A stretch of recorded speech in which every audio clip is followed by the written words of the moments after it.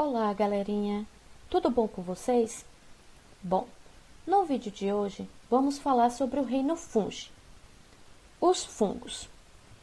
Quem são os fungos? Bom, os fungos são organismos heterotróficos que durante muitos anos foram considerados plantas primitivas sem clorofila. Porém, atualmente está claro que as únicas características dos fungos em comum com as plantas são a sua natureza em ser séssil e a sua forma de crescimento multicelular.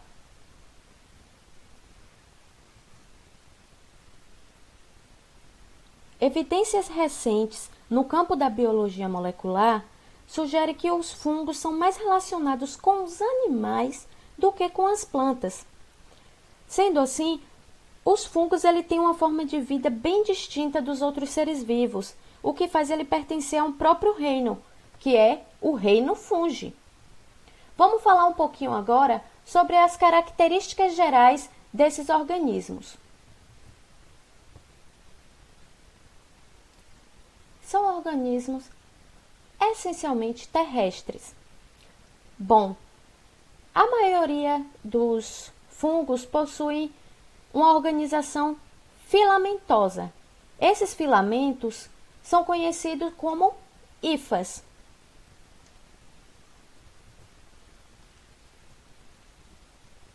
Nas quais se encontra o conteúdo celular do fungo. Na maioria das espécies, essas hifas são septadas, como vocês podem observar aqui na imagem.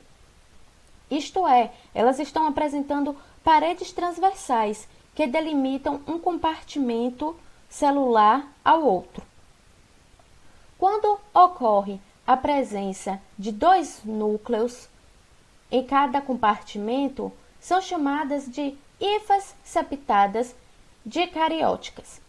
E quando há a presença de apenas um núcleo nesse compartimento, é denominado hifas septadas monocarióticas.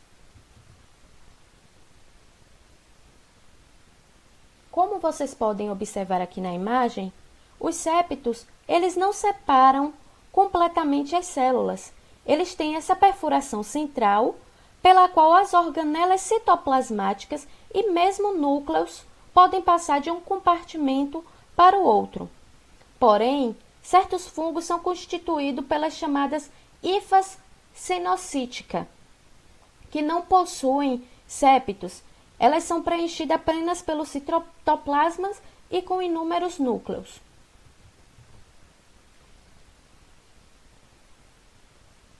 O conjunto de hifas do organismo é denominado micélio. O crescimento dessas hifas ocorre pela região apical, embora as proteínas elas são sintetizadas no micélio, que fica no solo. E as hifas, ela cresce rapidamente. Para vocês terem noção, um fungo ele pode produzir mais de 1 quilômetro de hifas novas em 24 horas.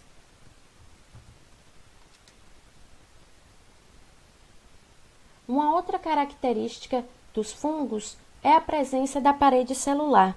Essa parede celular é constituída de quitina, que é o mesmo material encontrado em insetos, como por exemplo a barata, em crustáceos, como o caranguejo. E, por causa da parede celular ser rígida, os fungos não são capazes de engolir micro-organismos ou outras partículas. Então, como é que esses organismos conseguem sobreviver, Kelly? Bom, comumente o fungo ele vai secretar enzimas sobre a fonte de alimento e vai absorver as pequenas moléculas que são liberadas. Os fungos eles vão absorver esse alimento principalmente pelo ápice da hifa e nas proximidades dessa região. Sendo assim, todos os fungos eles são heterotrófos. Então, como ocorre a obtenção desse alimento? Eles vão agir como sapróbios. Poxa, Kelly, mas o que é sapróbios? Bom, sapróbios são organismos que vivem sobre a matéria orgânica proveniente de organismos mortos. como parasitas ou como simbiontes mutualistas. Alguns fungos, principalmente as leveduras, que a gente encontra na cerveja, em algumas bebidas alcoólicas, porque ela vai obter energia por meio da fermentação e assim vai produzir o álcool a partir da glicose.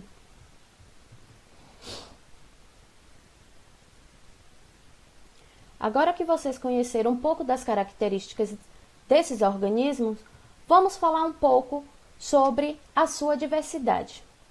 Bom, existem cerca de 60 mil espécies de fungos descritas pelos especialistas, porém é estimado que tenha 1 milhão ainda de espécies que não foram descobertas, que não foram descritas.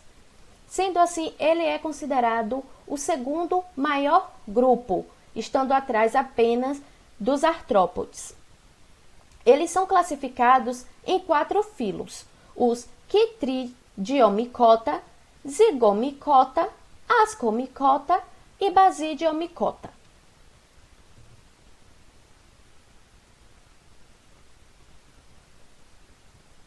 Bom, vamos falar um pouco sobre os Chytridiomycotas. Bom, eles vivem em ambientes terrestres ou em ambientes de água doce. Poucas espécies são marinhas.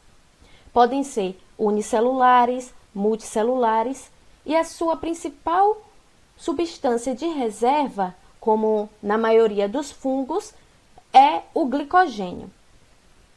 A maioria dos quitrídeos é saprofágica. A gente falou isso anteriormente quando eu expliquei para vocês o que são organismos sapróbios. Existem espécies de Chytridiomycotas que vivem como parasitas de plantas, de algas, de protozoários e de outros animais.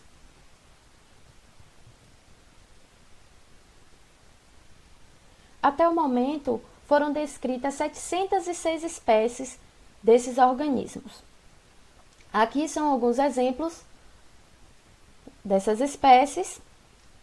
E a seguinte agora vamos falar um pouco sobre os zigomycotas.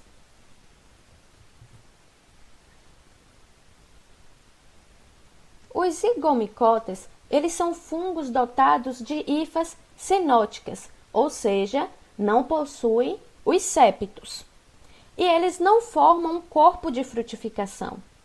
Um grande representante desse grupo é o Rhizopus stolonifer, que é um bolor que cresce sobre superfícies de alimentos ricos em carboidratos, como pão, frutas e verduras, como vocês podem dar uma observada aqui na imagem. Eu acredito que todos já viram essa imagem em casa, quando colocam uma fruta e deixa muito tempo fora da geladeira e simplesmente ela pega o bolor.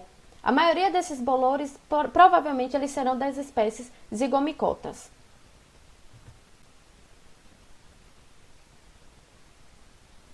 E ressaltando que algumas dessas espécies, elas podem causar infecções em seres humanos. O próximo que vamos falar são os ascomycotas. Ele é o filo mais diverso.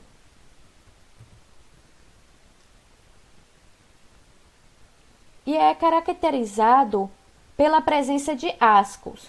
Eu estou sinalizando aqui na imagem para vocês, com esse pontinho vermelho, que os ascos, eles são as estruturas especializadas onde vai se formar os esporos sexuados, que é denominado ascoporos. Esse assunto nós vamos ver no próximo vídeo, que vai ser na parte 2, e aí vamos falar um pouco mais.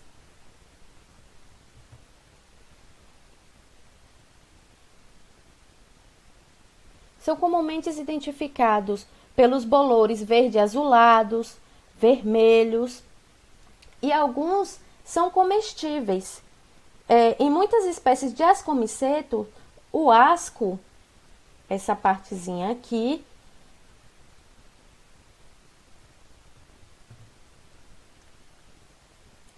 é comestível e é utilizado na culinária. Um exemplo disso são as trufas. E aqui eu estou sinalizando na imagem para vocês.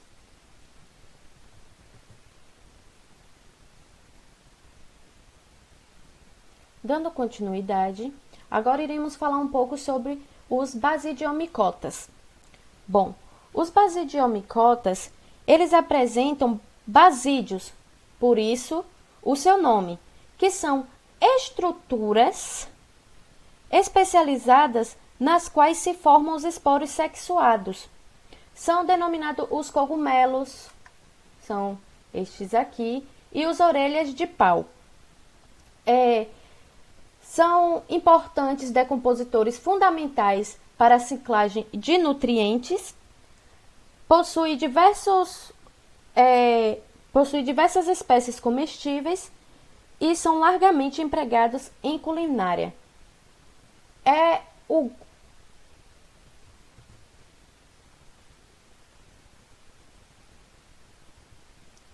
Obrigada pela atenção de todos e até o próximo vídeo. No próximo vídeo, nosso tema será reprodução e ciclo de vida, líquens e micorrizas e importância econômica.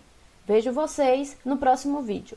Lembrando que esse vídeo é um pequeno resumo sobre os fungos. Então, estudem pelo livro, busquem outras referências e muito obrigada. Até mais!